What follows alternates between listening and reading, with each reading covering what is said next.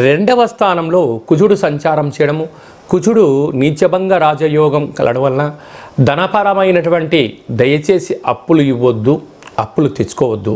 స్థిరాస్తులు చరాస్తులను కాపాడుకునే మానవ ప్రయత్నం చేయగలగాలి. లేకపోతే అప్పనంగా బంధువులని, మిత్రులని, సన్నిహితులని లేనిపోని పేర్లు బంధుత్వాలు కలుపుకొని నయవంచనకు మిమ్మల్ని గురి చేసి ఆ డబ్బులు ఇవ్వకపోగా మిమ్మల్ని పోలీస్ స్టేషన్లు, కోర్టు మెట్లు ఎక్కించే పరిస్థితి చాలా అధికంగా ఉంటుంది. తస్మాత్ జాగ్రత్త. అర్ధాష్టమ కేతు.